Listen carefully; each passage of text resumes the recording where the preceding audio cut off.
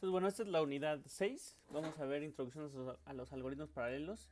Y el objetivo es que los alumnos clasificarán elementos a considerar en el diseño, en los análisis de algoritmos paralelos versus seriales para su programación. Entonces, bueno, eso es el temario. Vamos a ver los niveles de paralelismo, algunos conceptos iniciales. Vamos a ver algoritmos con memoria compartida. Vamos a ver al final, no en ese video, en otros videos, vamos a ver técnica de desarrollo de algoritmos y el análisis que hicimos en algunos algoritmos en paralelo, como al inicio del curso, por ejemplo, algunos algoritmos de ordenamiento le hicimos un análisis en complejidad. Lo mismo vamos a hacer aquí. Continuando con nuestro temario no oficial, pues vemos que Google recomienda, si quieren trabajar ahí, que sepan de sistemas operativos. Y bueno, uno de los principales tareas de los sistemas operativos es la gestión de los procesos y de los hilos y de la concurrencia, eh, que nos mencionan aquí. Vamos a ver en este video, ¿no? Deben saber de logs y mutex, que son semáforos y monitores, que son algunos temas para tratar la inconsistencia de datos y sincronización, sobre todo la sincronización de los hilos. No los vamos a ver a detalle, pero bueno, en la práctica vamos a ver usando PNMP cómo se tratan estos casos, ¿no? Hay que saber algunos errores que pueden suceder, por ejemplo el deadlock, que si tengo dos hilos, por ejemplo, y uno traba al otro y el otro traba al otro, puede entrar a una condición donde ninguno de los dos se ejecuta. Entonces, bueno, esos temas los vamos a ver muy superficialmente, no son parte complejo del temario, pero bueno, hay que saber como las bases. Sobre todo porque ahorita pues se está moviendo todo hacia el paradigma paralelo, ¿no? Bueno, comencemos con lo que sabemos, que es la programación secuencial, donde nosotros creamos un programa, por ejemplo nuestros programas en Python, donde pues esperamos que las instrucciones de nuestros programas se ejecuten. Bueno, al principio cuando ejecutamos nuestro programa, todas las instrucciones del programa se cargan en memoria RAM, o sea, del disco duro de mi punto .exe le doy doble clic y todas las instrucciones se suben a la memoria RAM. Mientras esté ejecutando, el procesador, que es la unidad central de la computadora, pues solo puede ejecutar una operación, ¿no?, a la vez. Entonces, si yo hago una suma, pues va a ser una suma. Si hago un printf, pues va a ser ese printf. Y así sucesivamente, es decir, solo va haciendo una operación por operación.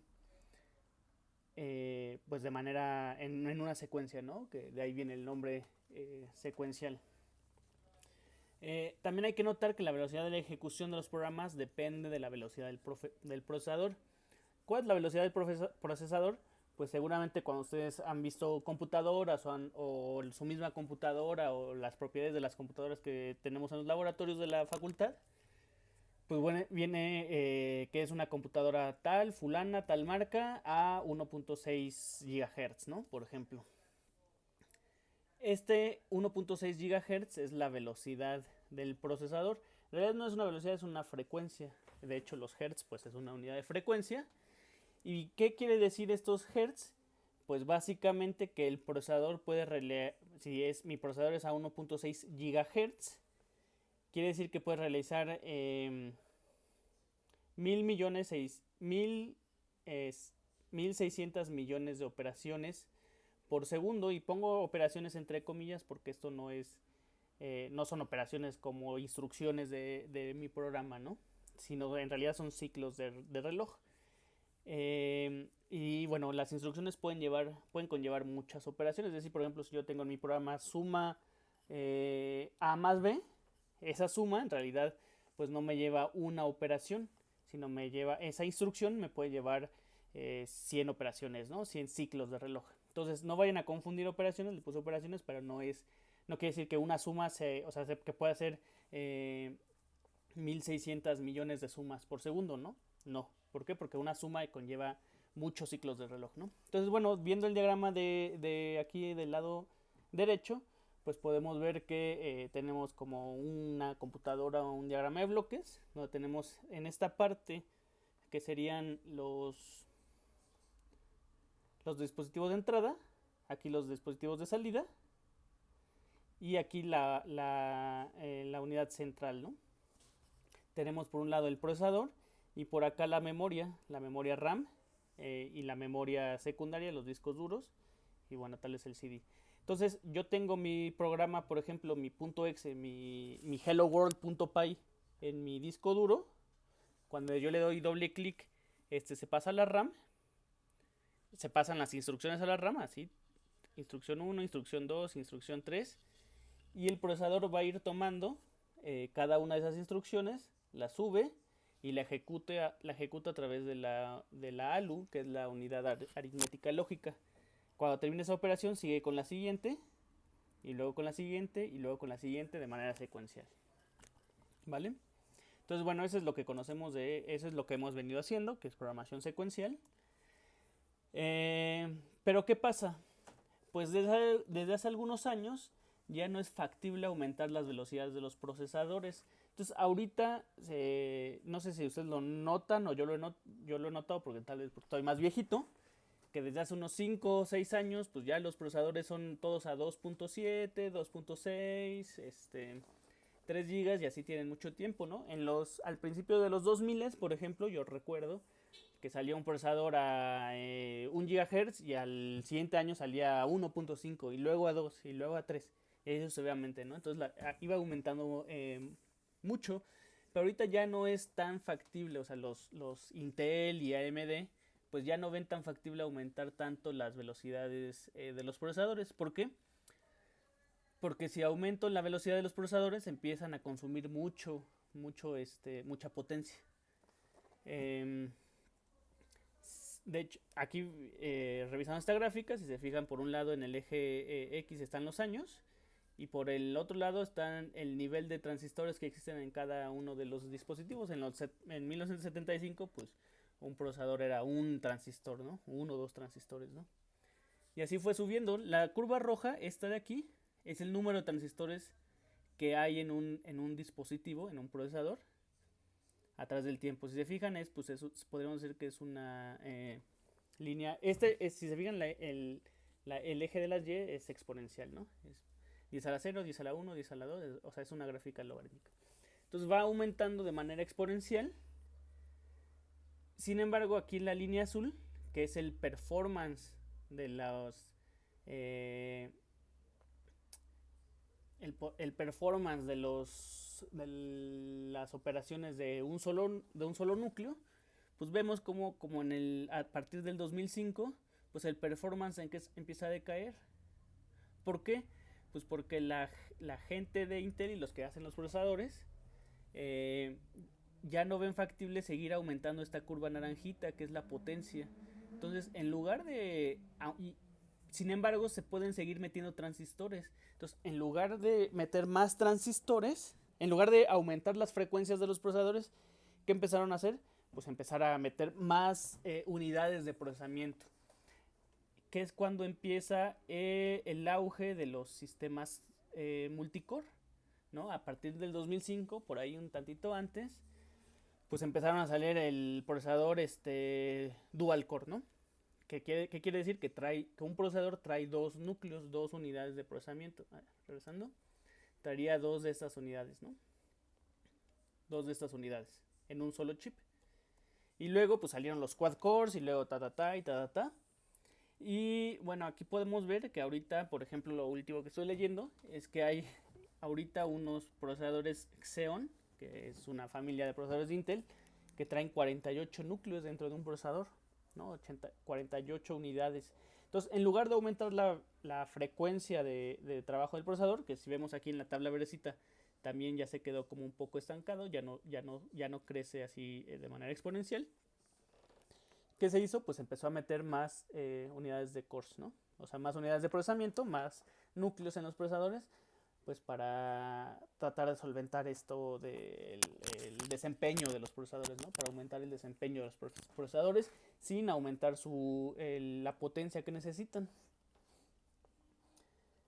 ¿Por qué? Pues porque aunque ya no podemos subir las velocidades, podemos seguir metiendo muchos transistores, ¿no? O sea, haciéndolos más chiquitos y metiéndoles un espacio más chiquito, siguiendo la conocida, no sé si por ustedes, ley de Moore, que no es una ley física, es una... o sea, es una regla que inventó o que visualizó Moore. Moore fue de los cofundadores de Intel. Entonces, bueno, como tarea investiguen la ley de Moore, algo de la ley de Moore, y díganme qué piensan de ella, ¿no? Aparte de meter más núcleos en un procesador, lo que se empezaron a hacer es se crearon las GPUs, que son, GPU significa Graphic Processor Unit, es como un procesador, pero especializado para gráficos. Ahorita ya se ocupa para muchas otras cosas, ¿no? Por ejemplo, inteligencia artificial, procesamiento de señales y tal. Pero bueno, es un hardware dedicado donde en lugar de tener donde en lugar de, es un hardware que puede procesar muchas instrucciones al mismo tiempo, no solo una de manera secuencial. ¿Cuántas? Pues por ejemplo los GPUs más avanzados de ahorita de Nvidia, que es una marca de GPUs, tienen 512 CUDA cores. Eso no es, no vayan a confundir, o sea, no quiere decir que, o sea, vamos, un procesador, un CPU no es lo mismo que un GPU. Vamos, las ALUs de los GPUs no son tan de propósito general, ¿no? Son menos poderosas, pero pues, se pueden crear muchas más, ¿no? Entonces, pues, ¿qué dio lugar a esto de meter más hardware, más procesadores dentro de un mismo o más unidades de procesamiento dentro de un procesador? Pues al cómputo paralelo, ¿no? Que no es un tema nuevo, pero ahorita se está viendo mucho las ventajas, se está usando y está entrando muy de moda, ¿no? De hace como 10 o 15 años. Entonces, ¿qué es esto del cómputo paralelo? Pues es un nuevo paradigma de programación, ¿no? Donde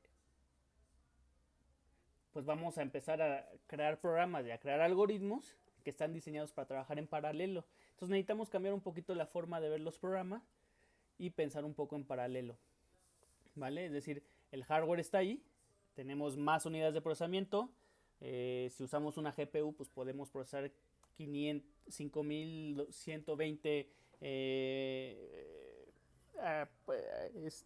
operaciones, pon tú, al mismo tiempo. Sin embargo, nuestros programas deben estar diseñados para explotar ese hardware. Entonces, o sea, vamos, a lo que voy es que si yo tengo mi hello world.py y tengo una computadora con un solo núcleo y la paso a una computadora con 48 núcleos, no quiere decir que ese programa va a correr en paralelo automáticamente, ¿no? El programador debe desarrollar y diseñar el software para que ocupen el hardware de manera dedicada, ¿no? Y todos dirán, bueno, pues está súper bien, entonces pues ya todos vamos a hacer todos los programas en paralelo. Sin embargo, pues hay algunas cuestiones que hay que tomar en cuenta. Para empezar, no todos los problemas son paralelizables. Y los que lo son, a veces no son tan paralelizables. Por ejemplo, la recursividad no es tan paralelizable. Sí se puede paralelizar, pero de repente no es sencillo y tal vez no sea tan beneficioso en términos de velocidad, de aumentos de velocidades, ¿no? Que eso va junto con el segundo punto. Aunque yo paralelice, a veces no es más rápido, ¿no? No siempre es más rápido. Entonces hay que buscar algoritmos y hay que buscar problemas que sí lo sean y hay problemas que no lo son.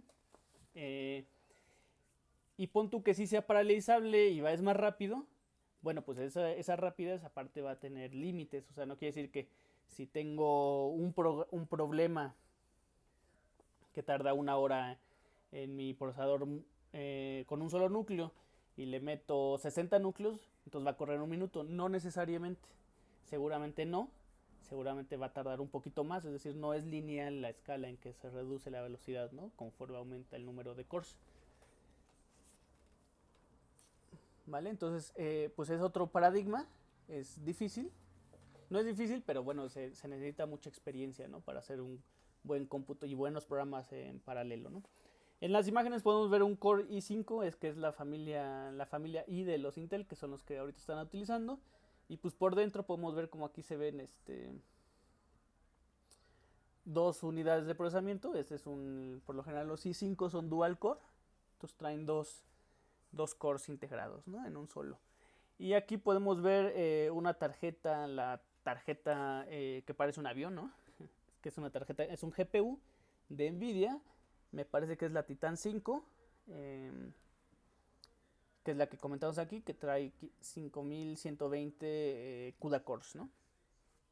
Y aquí se ve por dentro, bueno, el silicio, no sabría decirles cuáles son los CUDA cores, si es este o cuál es, pero bueno, así se ve por dentro y pues es muy impresionante, ¿no?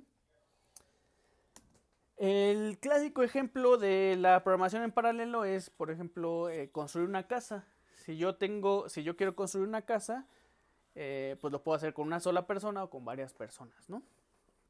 Entonces, pues más o menos al construir la casa y con más personas, pues se presentan los mismos problemas que se presentan cuando yo programo en paralelo. Y les voy a poner un ejemplo. Si una persona puede construir una casa en un año, o sea, si yo agarro y digo, ¿sabes qué? Quiero una casa, esta casa del dibujito sencilla, con 4 paredes y un techo. Y le digo a una persona, oye, ¿en cuánto tiempo me haces mi casa? Y me dice, pues en un año. Digo, ah, bueno. Pero entonces, si contrato 2 personas, las podrán sacar en 6 meses. Es decir, si duplico la cantidad de personas, se hará en 6 meses. Y pues tú dices, bueno, pues podría ser, ¿no? O sea, si se coordinan bien, si saben cada uno qué hacer, pues podrían sacarlo en 6 meses, ¿no? Pero y entonces, y si sigo creciendo esto, o sea, si tengo en lugar de 2 personas, 12 personas, entonces se podría sacar en un mes. Y pues ya las personas le digan, no, pues espérame, no sé si se puedan sacar en un mes, ¿no? Hacer una casa en un mes, no sé qué tan complejo sea. No sé si con 12 personas se podría, pero bueno, podemos intentar, ¿no? Se escucha todavía medio viable, ¿no? Y entonces yo le digo a las personas, bueno, y si contrato 365 personas, entonces podría salir en un día.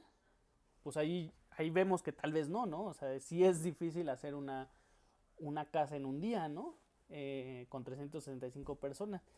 Y si me voy al extremo donde digo, ah, bueno, pues si contrato 8760 personas, que serían 365 por 24 horas, la casa puede ser en una hora. Si una persona tarda un año, pues no, ¿no? O sea, no creo que haya, o sea, forma de hacer una casa en una hora, ¿no? O sea, ya está muy complejo. Pero ¿por qué? ¿Por qué no se puede hacer esto? O sea, ¿por qué no es lineal el asunto?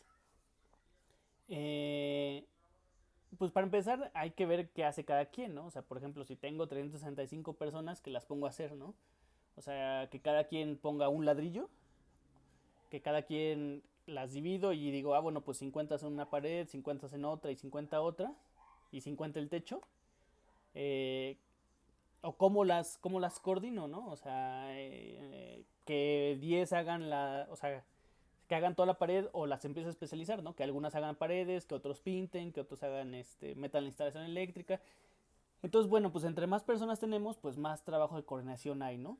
Y de comunicación, es decir, tenemos que estarle diciendo a cada uno qué hay que hacer, ¿no? Al mismo tiempo, si tengo muchas más personas, pues las personas se pueden llevar a estorbar, ¿no? Es decir, si tengo aquí 10 personas haciendo esta pared y 10 personas haciendo esta pared, pues cuando lleguen a esta esquinita, seguramente no van a poder trabajar al mismo tiempo, ¿no? Se van a empezar a estorbar, entonces hay que coordinarlas, ¿no? O sea, hay cosas que no se pueden llegar a hacer y pueden tomar un poquito más tiempo, ¿no? En lugar, si yo usara tal vez, en lugar de 300 personas que tal vez ni quepan ahí, uso 10, pues tal vez sea más rápido, ¿no? Que uso más personas. La otra es que pues hay partes que dependen, ¿no? De otras. Es decir, no puedo poner a 50 personas a hacer una pared y 50 otras a hacer otra pared, 50 otras a pared, 50 otras paredes y 50 el techo. ¿Por qué no? Pues porque el techo depende de las paredes. Entonces yo no puedo empezar a construir el techo hasta que se terminen las paredes, ¿no? Entonces hay una cierta dependencia entre los procesos donde no todo se puede hacer al mismo tiempo. Y bueno, la siguiente pregunta sería, bueno, ¿y si necesito 100 casas? ¿Qué hago, no? O sea, contrato 365 personas y las pongo a todas a hacer una casa y luego la siguiente, o pongo a 40 a hacer una casa y a otros 40, o sea, son muchos temas, ¿no? O sea, hay que pensar bien y hay que estructurar bien cómo afinar y optimizar los procesos para trabajar con muchas más personas, que en nuestro caso sería pues con muchas más unidades de procesamiento, ¿vale? Entonces, pues aquí como nota o como mensaje o como pues reflexión, les dejo que pues computación en paralelo es un área de especialización. O sea, ahorita yo creo que con esta materia no se espera que sean ustedes expertos en programación en paralelo, ¿no? Que simplemente se espera que ustedes sepan más o menos las bases por si en algún momento se quieren especializar en esto, ¿no? Y bueno, pues existen maestrías y doctorados y postdoctorados donde la gente está estudiando computación en paralelo para buscar nuevos algoritmos y nuevas formas de programación que sean más eficientes, ¿no?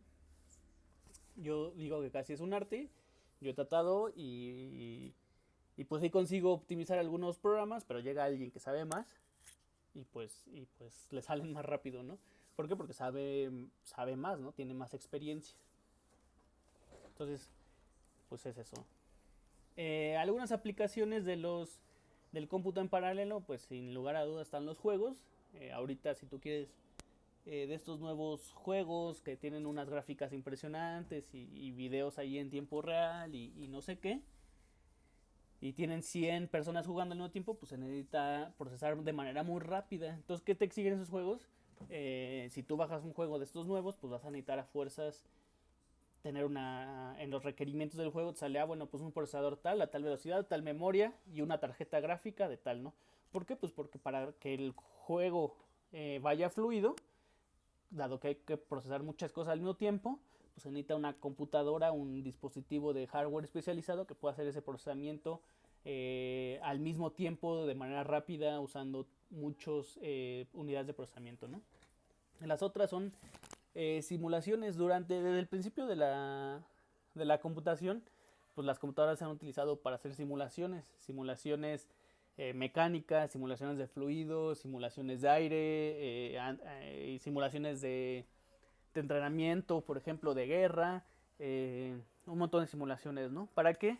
Pues dado que se necesitan muchos cálculos a veces, pues no es factible hacerlos una persona, ¿no? O sea, si yo quiero modelar cómo se va a mover el agua en una presa, pues son muchos cálculos, ¿no? O sea, ¿por qué? Porque el fluido es es un cuerpo incompresible, que necesita muchos cálculos para saber cómo se comporta. Entonces, ¿qué hago? Pues hago simulaciones para ver cómo se comportan. Lo otro es procesamiento de señales en tiempo real. Ahorita ya con los nuevos coches autónomos y con radares y un montón de datos que tenemos, por ejemplo, ahorita en el COVID, pues si se quieren rastrear a muchas personas al mismo tiempo, pues necesitamos hacerlo de manera muy rápido. Entonces, ¿qué necesitamos? Pues unidades específicas o especializadas que permitan hacer esta optimización, ¿no? Otro que está muy de boga es la inteligencia artificial, por ejemplo, una red neuronal, una red que detecte gatitos en un video que existe, o sea, es un ejemplo es común en inteligencia artificial, pues necesita procesar millones de horas de videos. ¿Y para qué? Para entrenar una red neuronal. Si yo hago eso en mi computadora de escritorio, pues me podría llevar 6 meses, ¿no? Entrenando. Si yo lo hago en un mega equipo de cómputo, en un servidor específico con varios procesadores, pues eso en lugar de tardarme meses, me podría tardar tal vez 2 o 3 días, ¿no? O semanas, lo cual se reduce mucho, ¿no? Por ejemplo, se dice que AlphaGo, no sé si lo han escuchado, es un programa que venció al experto de Go, un juego chino que son unas como fichitas negras y blancas. Entonces hay una inteligencia artificial que ya venció al mayor competidor de Go de toda la historia del mundo, pues para entrenar AlphaGo, que es el programa que aprendió a jugar Go, pues tuvo que ver millones y millones de partidas. Y de esos datos de partidas, pues se entrenó y parece ser que el entrenamiento duró varios meses, ¿no? Entonces, bueno, son algunas de las aplicaciones actuales del cómputo paralelo. Como comentario, encontré que esta semana fue una semana de Microsoft donde anuncian varias cosas y acaban de anunciar una nueva supercomputadora, que hicieron una nueva supercomputadora donde metieron millones de dólares para construirla, pensando en el futuro de la inteligencia artificial. Y esa supercomputadora tiene 285 unidades de procesamiento, o sea, ya no 48 ni 2, sino 285.000 cores de procesamiento y 10.000 GPUs, ¿no? Cada GPU es decir, cada una de estas tarjetas. No sé si es esta específicamente modelo, pero cada GPU con 5000 otros cores. Entonces, pues es mucho procesamiento, ¿no? Si quieren información de esto, pues pueden ir a este blog de Microsoft, donde hablan sobre esto, ¿no? Sobre la supercomputadora que acaba de crear, que estaría en el top 5 de supercomputadoras del mundo, ¿no? Les quiero mostrar como ejemplo una aplicación de procesamiento en tiempo real. Ahorita que está muy de moda con los coches autónomos. Este es un coche autónomo de una empresa Waymo que compró Google hace tiempo.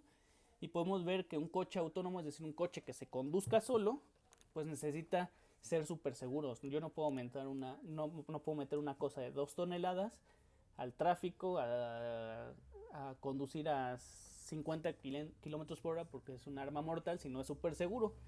¿Cómo lo hacen súper seguro? Pues tiene un montón de sensores, ¿no? Tiene aquí cámaras, tiene aquí algo que se llama LIDAR, que es un sensor que lanza muchos rayos, muchos haces de luz, y checa cuánto rebota. Y el chiste es que al final te da un mapa en 3D, algo que se le llama nube de puntos.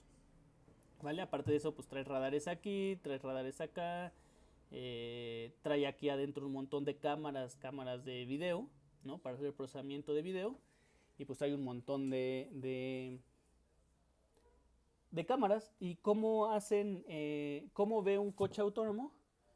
Pues les voy a mostrar un videito, que si lo quieren ustedes ver o ver más información, pues nada más ponen en YouTube Multiview LiDARnet, DNN. Este es LiDAR, es el sensor este que les digo. Y DNN pues es un tipo de red neuronal, ¿no? ¿Y por qué se necesita que sea muy rápido? Pues porque no puedo esperar a procesar millones y millones de puntos y que se me tarde ahí mi programa 10 minutos, ¿no? Porque el coche está avanzando a 50 kilómetros por hora, entonces no puedo esperar a que se procese después la información, ¿no? Porque pues, o sea, en cuanto la procese, pues ya, bueno, pues ya choqué, ¿no? O sea, ya para que me das la información. Entonces, bueno, si se fijan, este paper lo presentaron algunas personas de Nvidia, de la empresa esta que hace las GPUs, ¿no? De hecho, si vamos por aquí, no sé si se alcanzan a ver, pero aquí dice Nvidia, ¿no? Que es la empresa que hace las GPUs.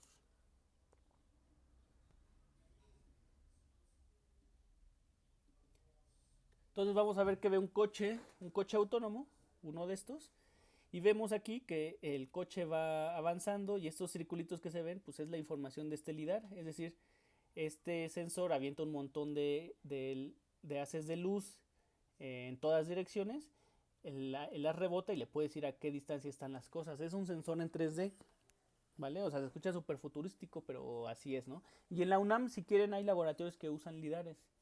Hay laboratorios de robótica que están usando ahorita ese tipo de sensores, ¿no?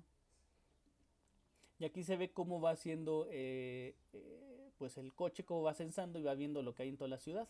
¿Para qué? Para saber, bueno, a 100 metros hay un árbol, a 200 metros hay un coche y tal. Estos lidares pues avientan en 1 millón de puntos, ¿no? Y son 1 millón de puntos que hay que procesar, hay que ver dónde hay obstáculos y al mismo tiempo todos estos datos del sensor del lidar los conjunta con los sensores de las cámaras y va viendo dónde hay coches, ¿no? Entonces, esto se tiene que hacer muy rápido, no puedo tardarme 2 segundos en ver, porque 2 segundos a 50 kilómetros por hora, pues ya dejé el coche atrás, pues hace muchos metros, ¿no? O sea, tiene que ser algo muy rápido, muy, muy rápido, o sea, que llegue un sensor, se procese y en ese momento sepa dónde está todo, ¿no? Todo en su conjunto, ¿para qué? Para no chocar, ¿no? Entonces, bueno, es una aplicación y bueno, estos coches por lo general aquí atrás en la cajuela traen, se ve muy bonito por fuera, pero pues en la cajuela traen una mega computadora con un montón de tarjetas y un montón de computadoras, ¿no? Unidades de procesamiento donde todos los sensores están entrando y sacando una respuesta. La segunda video que traigo es una simulación de fluidos en GPU. De hecho, el paper, el artículo de investigación se llama simulaciones rápidas de fluidas con volúmenes sparses como dispersos en GPU, ¿no? Si quieres más información, pues le ponen en YouTube esto y ahí también está un link al paper. Aquí también hay una persona de Nvidia y los demás investigadores son de la Universidad de Utah. ¿Y qué pasa? Pues que se trata de simular un fluido. Como les digo, la mecánica de los fluidos es de las cosas más difíciles de simular, ¿no? ¿Por qué? Pues porque se componen de partículas. O sea, no es como un cuerpo rígido, o sea, no es como una pelota, que todos llevamos estática, no es como una pelota que tiene su centro de masa y pues no tiene elasticidad ni nada, ¿no? O sea, tiene un montón de propiedades. ¿Y cómo se simulan los fluidos? Pues se hacen partículas. Es decir, como si fueran gotitas de agua, hago un montón de gotitas de agua, que cada una tiene su velocidad, aceleración, dirección, elasticidad, un montón de cosas. Y cada esa partícula, pues, está rebota y es influenciada por todas las demás partículas de su alrededor. Entonces, por ejemplo, en este video de simulación que vamos a ver, que es de la ciudad, se usaron 22 millones de partículas, ¿no? Es decir, el agua que vamos a ver son 22 millones de gotitas, como si fueran objetos, cada uno con su masa. Entonces, masa, velocidad, aceleración, fricción, un montón de cosas, ¿no? Y en cada instante de tiempo, pues se tiene que procesar todas las 22 millones de partículas y ver cómo interactúan con las otras 22 millones de partículas, ¿no? Aquí podemos ver que esa simulación, para cada segundo del frame, de cada segundo del video, tardó 1.87 segundos, ¿no? Cada frame que se hace el video tarda en procesarse 1.87 segundos, ¿no?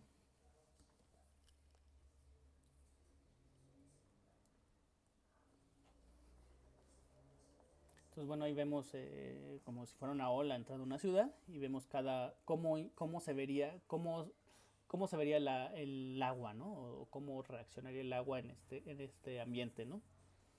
Y esto es un video, o sea, es una simulación de computadora. No es algo que se graba, aunque se vea súper realista. Es algo que se grabó, ¿no? Se creó en una computadora. Y tú dirás, oye, pero ¿y esas 22 millones de partículas no las puedo procesar en mi computadora de escritorio uninúcleo, o sea, con un solo núcleo? Pues sí se puede, pero en lugar de tardarme tal vez 1.87 segundos por frame, pues tal vez me tarde este, una hora, ¿no? Y si quiero, pues, 10 segundos de video, pues me tardaría entonces 10 horas. En cambio, bueno, lo que proponen este paper, usando GPUs y usando no sé qué cosas, pues tarda, si quiero 10 horas, 10 segundos de video, de simulación, en lugar de tardarme 10 horas, pues me tarda 10 segundos, ¿no? Aquí se usan 74 millones de partículas, por ejemplo. Eh, Cada frame del video tarda casi 4 segundos en procesarse, ¿no? Entonces ejecuto la simulación, ejecuto el programa y cada 4 segundos crea un frame, ¿no? ¿Por qué? Porque son muchas partículas. Y me dirán, oye, ¿por qué no? Pues si es muy lento, pues ¿por qué en lugar de usar 79 millones de partículas no usan nada más 1000 partículas, ¿no? ¿Se podría? Pues sí, se podría, pero pues entonces la simulación sería mucho menos precisa, ¿no? O sea, entre más partículas tengo para fluidos, pues más precisa es la simulación.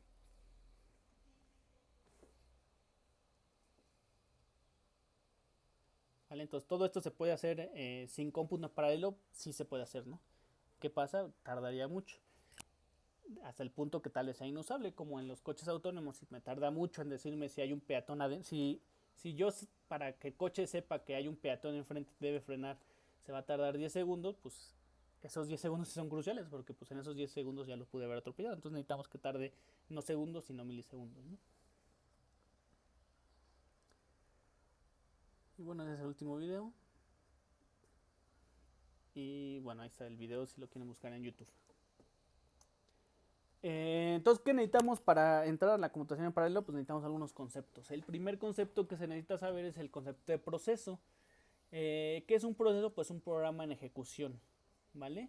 Incluye los valores de su contador de programa, su pila, es decir, su stack, los registros, las variables que tiene, la memoria, el heap, todos los datos estáticos y pues las instrucciones del código, ¿no? No solo un programa es un proceso. El sistema operativo, por ejemplo, también tiene muchas eh, código que está corriendo, que está tomando tiempo del procesador y pues también se considera un proceso, ¿no? Y pues otros, ¿no? Es decir, Por ejemplo, yo creo mi Python, tengo mi programa hello world.py y lo tengo ahí en mi disco duro. Ese no es un proceso, ¿no? Es un programa ejecutable, pero no es un proceso. ¿Cuándo se convierte ese programa en un ejecutable? Cuando yo le hago doble clic y el sistema operativo toma todos esos datos y todas esas instrucciones y las sube a memoria principal y la empieza a ejecutar en el procesador, ¿no? En ese momento se convierte en un proceso.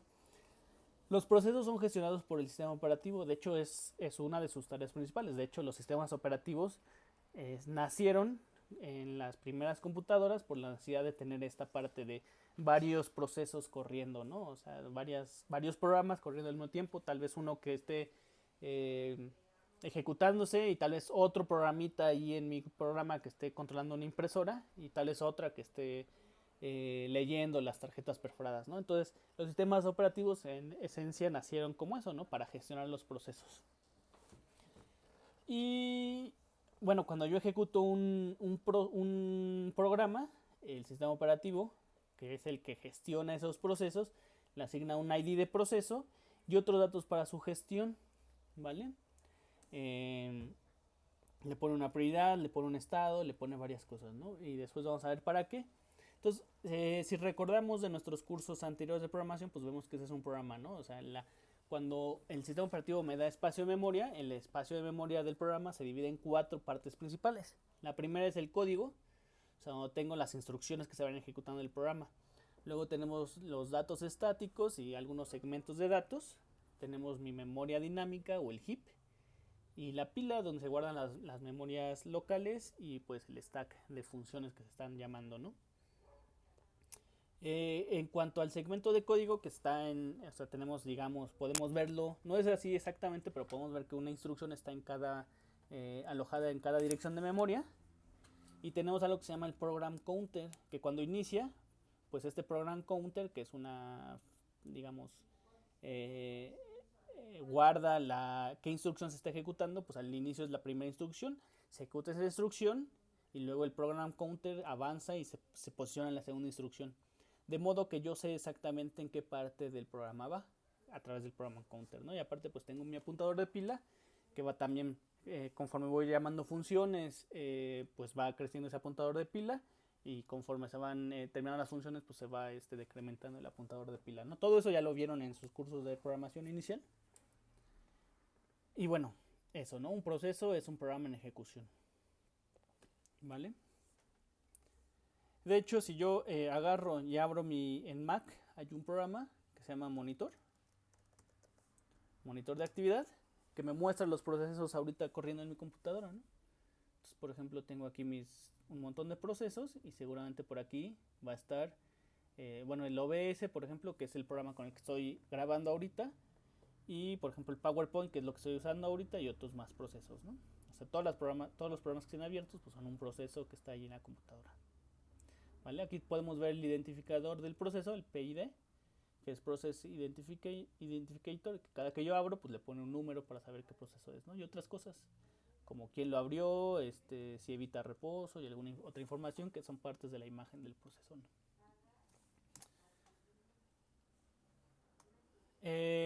Aparte de los procesos, hay otro concepto que es muy parecido, que es el concepto de hilo, que nosotros ya lo hemos usado en nuestras aplicaciones. Y lo que pasa es que cuando se inicia un proceso como los programas que nosotros hemos hecho, mis hello world.py, es un proceso que ejecuta dentro de un hilo. ¿Y qué es un hilo? Pues es la ejecución de instrucciones dentro de un proceso, ¿no? Es decir, todas estas instrucciones las instrucciones que yo estoy ejecutándose, pues es un hilo, ¿no? Hasta ahorita todos los programas que hemos hecho son, cuando los ejecutamos se convierten en procesos y ese proceso levanta un hilo principal que es el hilo que va ejecutando las instrucciones de mi programa, ¿no? Sin embargo, yo puedo tener un proceso que esté conformado por varios hilos, es decir, un programa puede tener varios hilos, como vemos aquí. Aquí tendríamos nuestros programas que hemos hecho hasta el momento, que son, cuando yo lo ejecuto, se convierte en un proceso con un hilo. Sin embargo, yo podría hacer programas con varios hilos internamente. ¿Y esto qué quiere decir? Pues que yo voy a tener en un mismo programa que yo escribo, donde escribo las instrucciones a través del código fuente, puedo tener varios program counters, es decir, varios apuntadores a las instrucciones del programa y diferentes instrucciones ejecutándose en diferentes momentos, ¿vale? Entonces, un mismo programa ejecutándose varias instrucciones en diferente momento, ¿no? Y cada uno de estos hilos aparte va a crear su propia pila, y cada pila va a tener su apuntador de pila, ¿no? Entonces, un proceso con múltiples hilos, pues es un programa que está ejecutándose ahorita en memoria activa, que tiene un heap, tiene los datos, pero puede tener varios, todos los hilos tienen el mismo código, que es el código del programa, pero ese código puede estarse ejecutando diferentes instrucciones de ese código en diferentes momentos, ¿no? Al mismo tiempo. Y bueno, cada uno generaría su propia pila, dependiendo de las funciones que llame. Y bueno, un hilo es un proceso, en un proceso comparten recursos, es decir, cada hilo tiene en su pila sus variables locales, pero al mismo tiempo todo el proceso puede compartir la memoria global, si lo llamamos de alguna manera, y todos los hilos tienen acceso a esta memoria global, ¿vale? Entonces puedo tener un proceso con un hilo, un proceso con múltiples hilos, múltiples procesos con un solo hilo, que es básicamente lo que hemos visto hasta ahorita. Y aparte, pues puedo tener muchos programas ejecutándose con muchos hilos a la vez, ¿no? Y por lo general, todos los programas que yo ocupo, o sea, Word, PowerPoint, mi Safari, o mi Chrome, o mi Firefox, o mi gestionador de correos electrónicos, por lo general todos esos programas grandes tienen varios hilos corriendo, ¿no? Y ahorita les voy a mostrar por qué. Bueno, en cuanto a los hilos, entonces cuando yo levanto un proceso, se inicia un proceso y se crea con un hilo principal. A través de ese hilo principal, la idea es que yo pueda crear más hijos, o sea, hilos hijos, y al mismo tiempo esos hilos que ya creé pueden crear más hilos, ¿no? Como si fuera un árbol. Entonces yo tengo mi hilo principal que crea mi proceso, y a partir de ahí yo puedo generar un hilo, ¿no? O 2 hilos, o 3 hilos, y estar ejecutando varias cosas a la vez, en diferentes hilos, varias instrucciones de mi programa. Y aparte estos hilos hijos pues pueden a su vez crear otros hilos, ¿no? Y a su vez esos pueden crear más hilos, ¿no? Y puedo tener programas con miles de hilos si yo quiero, ¿no?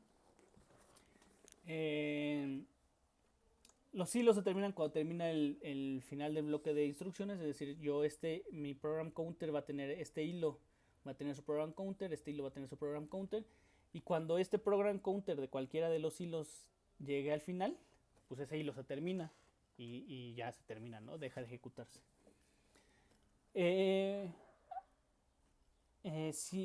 Por un lado, si el hilo principal, algo que tomar en cuenta es que si el hilo principal se termina, todos los hilos hijos se terminan también, a menos que los hilos se declaren o se creen un tipo especial de hilos que se llaman daemons, que pues no vamos a ver. Entonces recuerden eso, los hilos pueden crear más hilos. Tengo un hilo principal en mi programa, que es el hilo que se creó al iniciar el proceso. Y bueno, si ese hilo principal se muere, todos los demás hilos hijos se mueren, ¿vale? Entonces tenemos ya el concepto de hilos, tenemos el concepto de proceso, y ahora quiero que veamos el concepto de concurrencia, que ya lo hemos manejado, aunque ustedes no se han dado cuenta, ¿no? Y todas las computadoras funcionan así desde hace muchos tiempos, desde el inicio de los sistemas operativos, ¿no?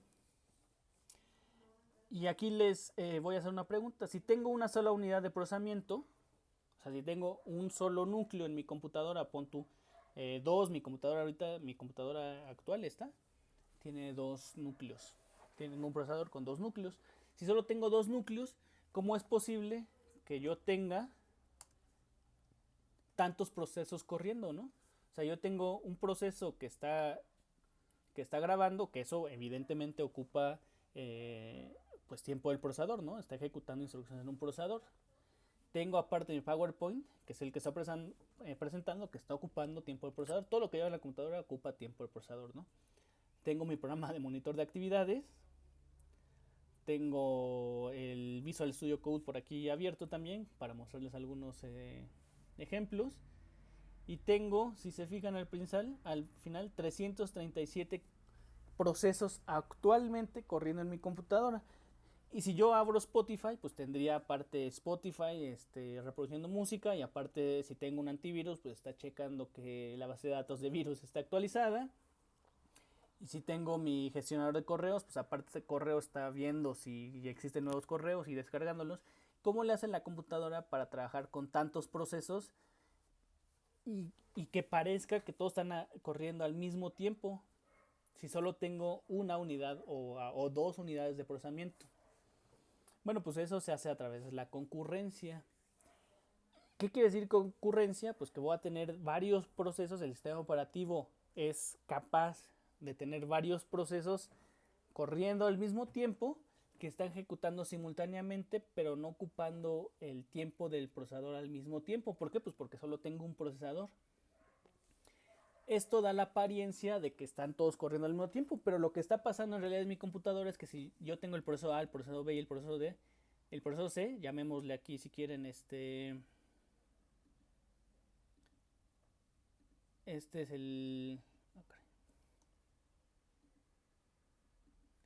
Este es mi PowerPoint, el proceso A, y este es mi Visual Studio Code, y este es mi Spotify, ¿no? Que está reproduciendo música. Pues lo que hace el procesador es hace tantito del proceso A, es decir, ejecuta esas instrucciones del proceso del PowerPoint, y luego se para, y luego ejecuta tantito del proceso B y se para, y luego ejecuta tantito del proceso C, y si no ha terminado el proceso A, pues regresa, le da otro tiempo y así, y todo el tiempo el procesador está switcheando entre todos los procesos, entre estos monitor de actividades. El sistema operativo le da cierto tiempo a cada uno de estos 337 procesos. Y ustedes ya lo saben un poco, ¿no? Porque intuitivamente, si ustedes empiezan a abrir un montón de programas, y abren su juego, y abren su chat, y abren el Facebook, y abren no sé qué, eventualmente, conforme ustedes van abriendo programas, pues la computadora se va haciendo medio lento. ¿Y qué empiezan a hacer? Oye, pues ya tienes muchos abiertos, entonces cierra programas. ¿Por qué? Pues porque estoy switchando entre muchos procesos, ¿vale? Igual de la misma manera yo puedo tener un programa que esté con varios hilos de manera concurrente, pareciendo que está ejecutando muchas cosas al mismo tiempo, pero en realidad nunca las está ejecutando al mismo tiempo. Las está ejecutando de manera concurrente y dándole pequeños espacios de tiempo del procesador a cada uno de los procesos, ¿no? Y dirán, oye, pero ¿y en tu gráfica? En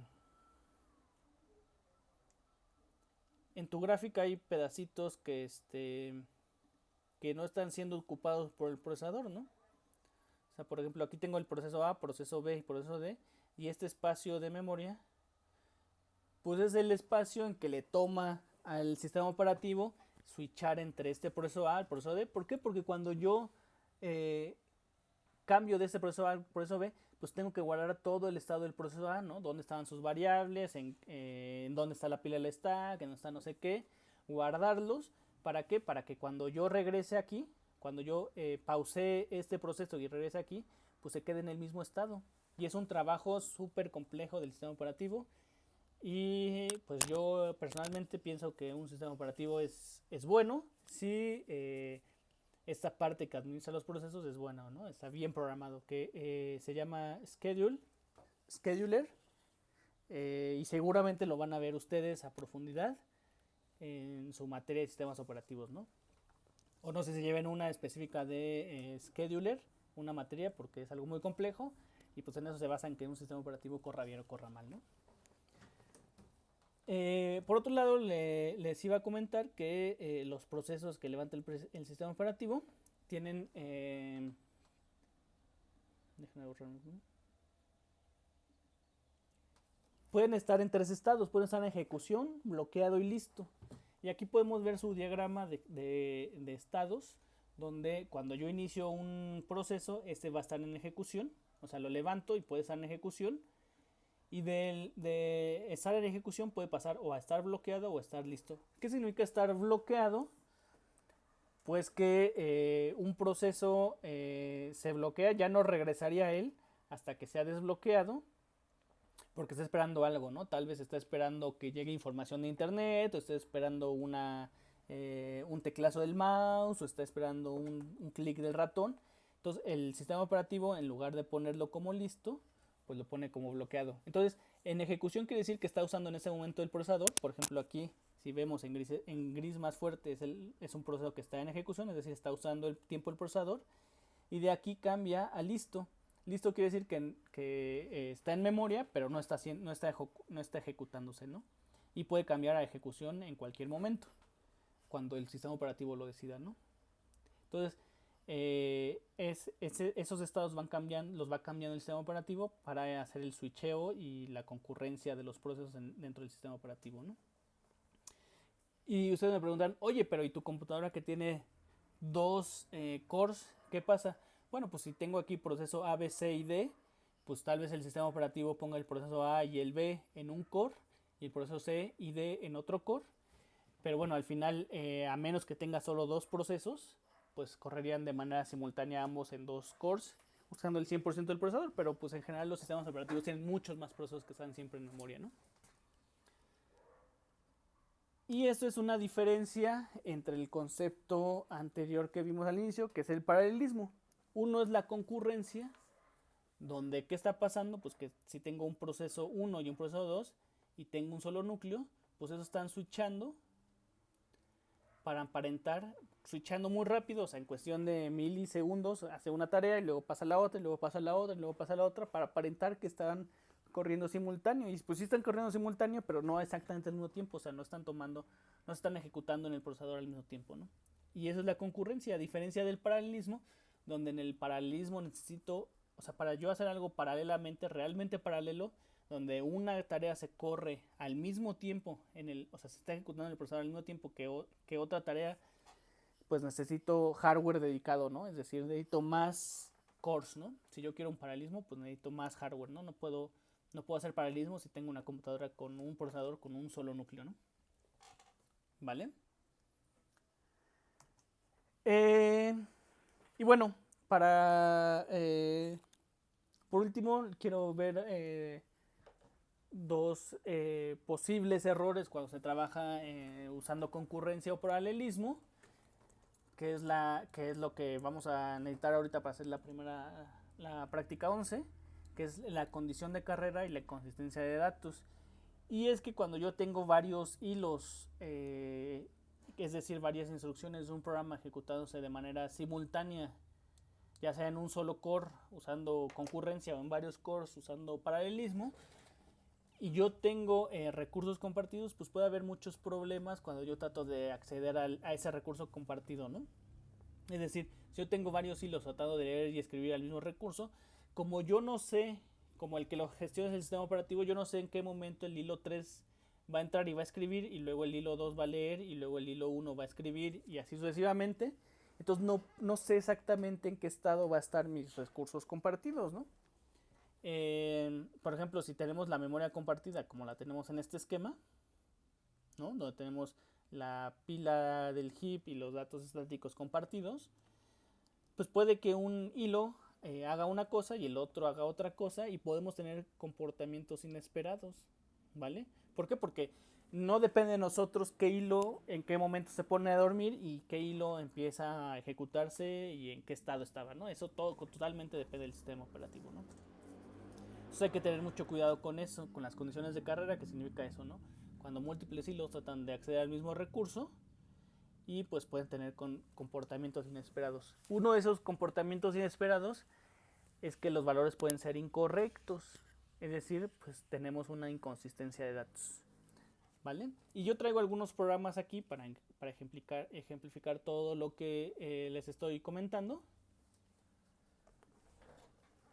que los vamos a ver a continuación, ¿no? El primer ejemplo que traigo es este ejemplo de concurrencia con un programa que yo hice usando dos hilos. Para estos ejemplos tengo tres programas hechos en Python para mostrar el uso de hilos en Python. Sin embargo, nuestras prácticas de laboratorios no son en Python, son en C, usando una librería o bueno, un framework que se llama OpenMP. Sin embargo, bueno, los hice en Python para que ustedes que están más familiarizados con Python me entiendan ahorita, y después en el siguiente video vamos a ver qué onda con OpenMP y C, ¿no?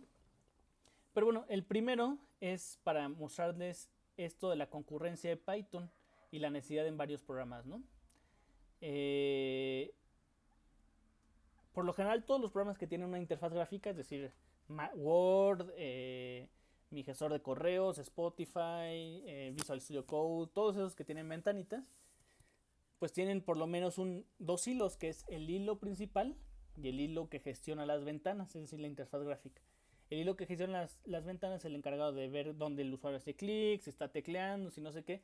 Y otro hilo es el que está por detrás ejecutando todo lo que tiene que hacer. Por ejemplo, en Word, pues hay un hilo que está, que cada que yo escribo, pues me pone las letras en el escritor, en el documento. Hay otro que está checando, por ejemplo, si tengo algún error de ortográfico. ¿Y por qué se hacen en diferentes hilos? Porque si se hacen en el mismo hilo, un hilo se quedaría trabado, o sea, si todo estuviera de manera secuencial, pues por ejemplo, mientras Word está haciendo la corrección ortográfica, pues yo no podría operar el sistema, que es el ejemplo que traigo ahorita. Entonces tengo aquí un archivo en Python que hace una interfaz gráfica usando la librería TK, ¿no? Es una librería muy sencilla para hacer interfaces gráficas muy sencilla. Y no espero que entiendan nada de esto, solo les voy a explicar que aquí se crea un botón. Tengo un programa que tiene tres botones, ¿no? Botón 1, botón 2 y botón 3. Y tres etiquetas, es decir, tres textitos en mi interfaz. Y tengo el botón 1 que dice click once. Tengo el botón block y tengo el botón click thread. Y cuando yo apriete el botón 1 se va a ejecutar la función button click once. ¿Qué hace button click once? Pues lo que hace es toma una variable global número 1 y la incrementa y el resultado lo pone en un texto en la ventana. Tengo el botón 2 que dice click button block, que lo que hace es hacer una tarea pues pesada, ¿no? Que manda a ejecutar la función contar. Y tengo el botón 3 que lo que hace es llamar a la función button click thread. ¿Qué hace esta función? Lo que hace es aquí generar un hilo que ¿qué va a ejecutar? Pues va a ejecutar igual la función contar. Es decir, el botón 2 y el botón 3 ejecutan esta función contar. Los dos ejecutan esa función contar, pero el botón click thread lo hace dentro de un hilo, es decir, abre un nuevo hilo con este sintaxis, creo un nuevo hilo y inicio ese hilo, ¿no? Es decir, mi programa principal crea un nuevo hilo y ejecuta la función contar dentro de ese hilo. ¿Qué hace la función contar? Pues lo que hace es desde el 1 hasta el 200.000, hace la suma desde el 0 hasta el 200.000 e imprime esos números. Si se fijan, esto es una operación muy tardada. Entonces, si yo la hago en el mismo hilo, pues mientras está haciendo la función contar, mientras está dentro de este for, el programa no puede hacer otra cosa. ¿Por qué? Porque está de manera secuencial haciendo este for, ¿no? Es decir, mientras no acabe este for no puede hacer otra cosa. Entonces la ventana se bloquea. En cambio, ¿qué pasa si yo lo hago con un hilo? Hago esa misma función contar, pero en un hilo aparte, pues ese hilo se va a estar procesando en un lado, la ventana se va a estar procesando en otro lado y no se va a bloquear la interfaz gráfica. Entonces lo voy a ejecutar en este instante. Bueno, voy a borrar estas para que esté limpia mi consola. Y voy a ejecutar Python thread.py, ¿no? Lo ejecuto y ese es mi programita, ¿sale? Entonces tengo mi botón click once, click block y click thread. Lo que hace el click once es pues simplemente la variable número 1 le incrementa y el resultado lo pone en una etiqueta. ¿Qué es la etiqueta? Este 0 que está aquí. Entonces si yo hago clic en click once, se va a ejecutar esta función y lo que pasa es que aumenta esta etiqueta, ¿no? O sea, aumenta el número que está aquí, ¿no? ¿Vale? ¿Qué hace la función block? Pues ejecuta la función contar. La función contar pues es algo, va a contar del 1 hasta el 200.000 y va a poner el resultado en otra etiqueta, que sería la etiqueta 0. Entonces lo voy a hacer y noten cómo se va a bloquear todo el sistema. ¿Por qué? Porque esto es secuencial. Entonces, si tengo solo un hilo que se queda ahí en una operación que es pesada, pues no existe instrucciones que le digan al programa, oye, alguien está haciendo clic o alguien está haciendo otra cosa. Entonces se va a quedar ahí trabado, ahí bloqueado, ¿no? Entonces le voy a ejecutar y ahí está contando Y si se fijan, no puedo hacer nada, ni siquiera puedo cerrar la ventana, no la puedo disminuir, no puedo hacer nada porque se queda bloqueado, ¿no? ¿Vale? En cambio, si hago el click thread, como se levanta en un nuevo hilo, pues existe en otro hilo y la ventana no se va a bloquear. ¿Por qué? Porque tengo dos hilos. Un hilo está controlando la ventana y el otro hilo está ejecutando el proceso pesado, que es contar e imprimir del 1 hasta el 200.000, ¿no?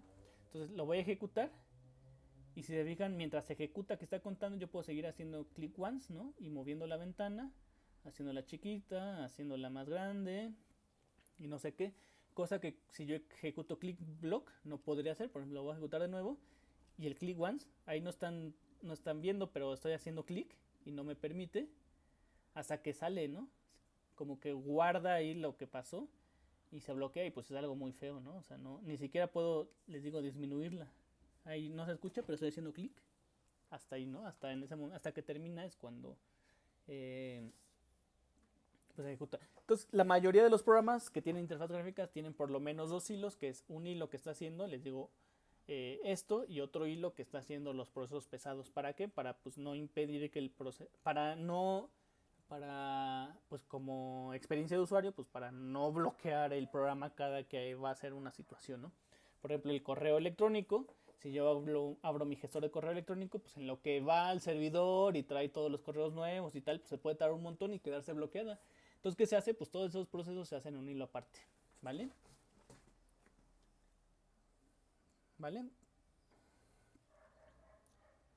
El segundo ejemplo que traigo es otro. Si se fijan en este hilo, en este programa, pues tengo un hilo que está ejecutando la función primaria y otro hilo que está ejecutando otra función.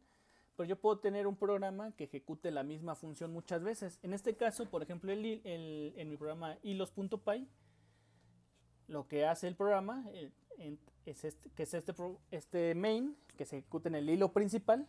Lo que va a hacer es crear tres hilos, el hilo 1, el hilo 2 y el hilo 3, y los tres van a ejecutar esta función contar, ¿vale? ¿Qué hace la función contar? Pues mientras el contador sea menor a 10, va a incrementar el contador y va a imprimir el hilo fulanito, en este caso el nombre del hilo. Por ejemplo, el hilo 1 tiene el nombre 1, el hilo 2 tiene el nombre 2 y el hilo 3 tiene el 3, y va a imprimir la cuenta.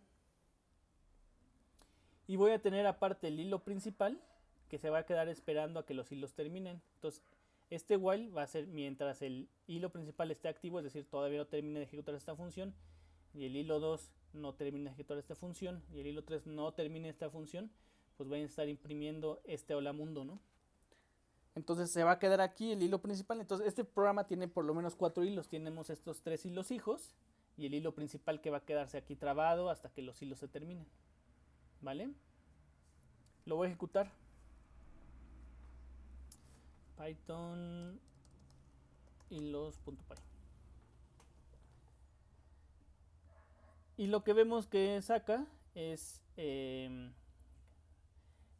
como vemos, al principio los hilos están medio coordinados. Sale hilo cuenta 1, hilo 2 cuenta 2, hilo 3 cuenta 1.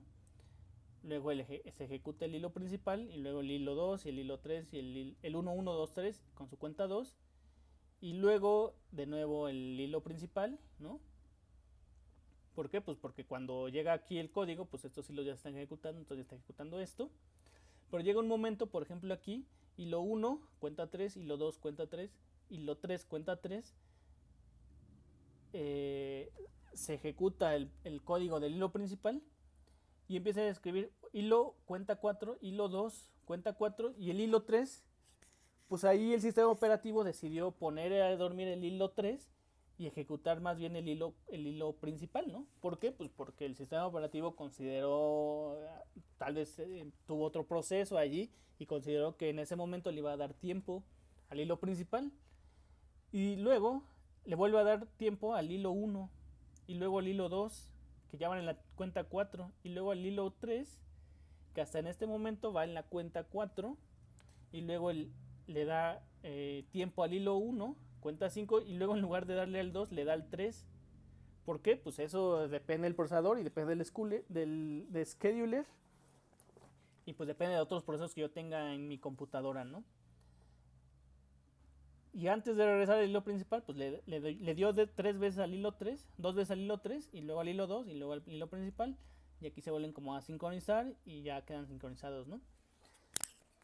Entonces, lo que quiero que vean con este programa es que, pues, yo no tengo control de los hilos se van a ejecutar en el momento en que ellos tengan, ¿no? Y si yo tengo un montón de procesos, tengo 40 tabs en mi Chrome y 4 Facebook abiertos con sus chats y tengo aparte, pues, otras cosas, eh, pues el sistema operativo se va a tardar más en darle tiempo a los hilos y pues voy a tener es decir, yo nunca sé qué hilo se va a empezar a ejecutar y qué no. Si yo vuelvo a ejecutar esto, seguramente voy a tener algo diferente. Por ejemplo, en este caso, pues más o menos los hilos, es a partir de aquí, más o menos los hilos fueron sincronizados, ¿no? 3 hilos, 3 hilos, 3 hilos, 3 hilos, 3 hilos. ¿Por qué? Pues porque por alguna razón en ese momento tenía el sistema operativo más tiempo para ejecutar este programa, ¿no? Aquí se confundieron, bueno, no se confundieron, sino primero entró el hilo 2, luego el 1 y luego el 3. Y si lo ejecuto de nuevo, seguramente va a ser diferente. Por ejemplo, aquí 4 veces y luego una vez desde el hilo principal y así sucesivamente, ¿no? Entonces, bueno, nada de esto depende de mí, depende del sistema operativo de la gestión de hilos, ¿no? Y vean cómo los hilos se mueren. Si los hilos no se murieran, pues este while nunca saldría y el programa se quedaría ejecutando por siempre, ¿no? De hecho, yo lo que les quiero mostrar es, si yo ejecuto este programa, le voy a subir aquí el tiempo, le voy a poner contar hasta 1000. Voy a abrir mi monitor de actividades. Voy a buscar el proceso, el nombre del proceso que sea Python. Si yo abro un programa en Python, su nombre de proceso es Python, ¿vale? En Mac. Entonces me voy a ir a la P. Veo que ahorita no hay proceso que se llame Python. No hay proceso que se llame Python. Y si yo lo ejecuto, no guarden. Si yo lo ejecuto, se va a quedar ahí. Y si yo vengo a mi monitor de actividades, voy a ver que se debería abrir un Python. Aquí está el Python. Y si vemos, tiene 4 subprocesos. Es decir, es un programa que tiene 4 hilos. Y el momento en que se cierra, ahí, desaparece Python, ¿no? El monitor de actividades tarda un poquito en actualizarse, pero bueno, vemos que se cierra Python, ¿no? O sea, ya no existe el programa. ¿Por qué? Porque ya se acabó el programa. Entonces el proceso se terminó. ¿Por qué? Pues porque se terminó el programa y el sistema operativo saca ese Python de la lista de procesos, ¿no? Si yo lo ejecuto de nuevo, le voy a poner más, hasta 100.000. Lo ejecuto, veo que en algún momento va a aparecer de nuevo el Python. Aquí está el Python. Este no es este Python. Y si yo lo termino desde aquí, o sea, el sistema operativo tiene también permisos para terminar los procesos, ¿no? Pues es parte de su tarea, ¿no? El force o salida. Y acá se va a terminar y te dice, ¿sabes qué? Lo terminó. Killed 9, es decir, el sistema operativo terminó el proceso. Y bueno, ahí vemos la interacción de los procesos con el sistema operativo, ¿no? Por último, el último ejemplo que les quiero mostrar hecho en Python es el de la condición de carrera y la inconsistencia de datos. Yo voy a hacer aquí tengo un programa con 2 funciones, la función suma y la función resta. Y tengo una variable global, es decir, compartida por ambos hilos. Ambos hilos pueden leer y escribir en esta, ¿no? Y al inicio del programa este total vale 0. Es decir, tengo una variable que vale 0, ¿no? Y el hilo 1 que se va a ejecutar, va a ejecutar la función resta y el hilo 2 va a ejecutar la función suma. Voy a iniciar esos hilos y voy a esperar a que mueran, ¿sale? Me voy a quedar aquí en este while ciclado hasta que el hilo 1 ya no esté, mientras que el hilo 1 siga vivo y el hilo 2 no esté vivo, es decir, hasta que se mueran los hilos, porque se les acaba sus instrucciones que están haciendo.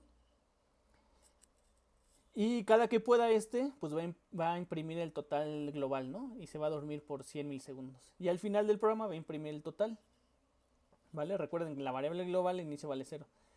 ¿Qué hace el hilo de la función suma, que va a ejecutar el hilo 1?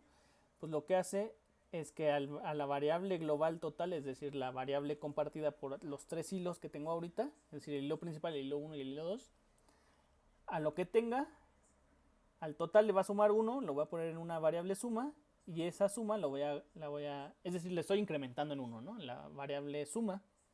En el inter voy a imprimir, ¿vale? Voy a imprimir cuál es el valor de la suma. Y se va a dormir por 100 milisegundos. Y el segundo hilo, ¿qué va a hacer? Pues va a ejecutar la función resta. Aquí vemos el hilo 2 va a ejecutar la función resta. Bueno, el hilo 1 resta y el hilo 2 suma. ¿Y qué va a hacer este? Pues lo mismo, pero con resta, es decir, va a decrementar en 1 el total. ¿Cuánto lo va a hacer? Cada uno lo va a hacer 10 veces, ¿sale? Entonces, si nosotros pensamos, pues decimos, bueno, pues tengo una variable que vale 0 y tengo un hilo que está incrementando, va a incrementar 10 veces, pues eso va a llegar en el punto a 10. Y la otra que le resta 1 10 veces, pues va a restarle 10 al final, o sea, en total. Pues al final espero que la variable valga 0, ¿no? Es decir, cuando yo imprime este total, dado que está ejecutando esto 10 veces, restándole menos 1 y otro hilo está sumándole 1, pues espero que sea 0, ¿no? Vale, voy a borrar esto y voy a abrir otra consola para tener una consola limpia. Y pues vamos a ver si es cierto, ¿no? Si tengo 0. Entonces voy a ejecutar Python raise condition y vamos a ver cuánto vale al final la variable total, que esperamos que si un hilo incrementa en 1 y el otro lo incrementa en menos 1 y eso se hace 10 veces para cada hilo, pues esperamos que valga 0 al final, ¿no? Sin embargo, si lo ejecuto, al final el total vale 1, ¿no? ¿Sale? Aquí entra el hilo 0. La primera vez, la primera iteración del hilo 0, la resta es menos 1, luego la suma es 1, el total es menos 1, ¿por qué pasa esto? Y luego la suma es 2, el total global es 2, la resta es 1, o sea aquí si al 2 le restó menos 1, y luego la suma es 2, y luego la resta es 0, y luego el total es 1. Y al final, después de restar y sumar un montón de veces, me dice que el total es 1, pero yo esperaba 0, ¿por qué? Y si lo ejecuto de nuevo, me da 1, y si lo ejecuto de nuevo, me da menos 7. O sea, ¿qué onda con eso? ¿Por qué me dio menos 7 ahora? ¿Y por qué aquí me da menos 4? ¿Y por qué si lo ejecuto de nuevo, tengo ahora sí el 0, ¿no? Que es lo que esperaba al principio. Y si lo ejecuto de nuevo, me da menos 4 y cada que lo ejecute me va a dar un valor diferente. ¿Por qué? ¿Qué está pasando? Pues lo que está pasando es que estoy entrando a una condición de carrera. Es decir, el hilo 1 está leyendo, lee el total, aquí leo el total, le sumo 1, lo pongo en suma y luego el total le asigno lo que tenga suma. Pero puede que de hecho este programa está pues así con este print aquí en medio, porque si no lo pongo, pues podría ser muy rápido y podría hacerse, o sea, primero un hilo todo y luego otro hilo, y pues sí sería como si fuera secuencial, ¿no? Entonces le estoy poniendo esos pequeños como operaciones que tardan un poquito más, que es la impresión, para dar un poquito más de tardar un poco los hilos y que el sistema operativo tenga chance de cambiarlos, ¿no? Porque pues si es muy rápido, pues ni los cambia, ¿no? O sea, los ejecuta de volada y pues ya no tiene que switchar. Entonces, ¿qué está pasando? Pues de repente en algún momento este vale 0, digamos que entra este hilo, esto vale al principio 0 y luego lo pasa a valer 1 y aquí le pone un 1 y supongamos que en ese momento se ejecuta de nuevo este for en el hilo 1 y aquí le pone un 2 y ahora le suma, valía 1, le suma 1, ahora vale 2 y pues la suma vale 2, ¿no? Y aquí el total le pone 2. Supongamos que en ese momento entra este hilo resta y lee en ese momento el total ahorita vale 2. Entonces diría, bueno, al total le voy a quitar 1, ¿no? Entonces mi resta vale 1. Pero en eso, antes de llegar a esta función, pues en eso switchea para acá, ¿no? Y hace suma total, pues valía 2, ¿no? Yo leo que vale 2, porque todavía este hilo de resta todavía no pone este 1 aquí, vale 2 para mí. Entonces le voy a poner aquí, valía 2 más 1 sería 3, entonces mi suma vale 3. En total pongo 3 y lo ejecuto de nuevo. ¿Por qué? Porque por alguna razón el sistema operativo me está dando al hilo 1 más tiempo. Esto vale 4, voy en la iteración 4 aquí, ¿no? Y de repente esto se pone a dormir este hilo y ahora el sistema operativo le da a este hilo 2 la resta. Y ya se hicieron aquí dos sumas, pero aquí va en esta y entonces el total que valía 4 ahorita, pues agarra y le pone en lo que se había quedado, que cuánto era, pues que valía uno. Entonces le pone uno, aunque aquí ya hizo 4 veces, pero esas otras veces que hizo ya se están ignorando. ¿Por qué? Pues porque aquí por alguna razón el sistema operativo le dio un tiempo mayor o menor al de resta o a un hilo o a un otro, y pues en algún momento se quedó con algún dato, lo suplanta y luego este llega y lo suplanta y así sucesivamente, y pues se hace hay un pues resultado que no sabemos, ¿no? Se hace una combinación de resultados ahí bien rara, donde pues un hilo está escribiendo un tiempo y luego y luego el otro suplanta lo que ya tenía y así. Y pues al final tengo resultados inesperados, ¿no? En este caso el resultado inesperado son valores incorrectos, quiere decir una inconsistencia de datos, ¿no? ¿Qué tendría que hacer? Pues yo tendría que proteger la escritura de es decir, que nadie pueda leer mientras uno está escribiendo y así, o sea, empezar a sincronizar los datos, ¿no? Que es lo que vamos a ver en videos posteriores, pero bueno, eso es la condición de carrera, ¿no? Voy a subir este video y voy a subir los códigos fuentes, esos 3 códigos fuentes, el GitThread, el Lilos y el Race Condition, por si los quieren ejecutar en su máquina y pues me digan qué piensan, ¿no? Y eso sería todo para este video de introducción al paralelismo.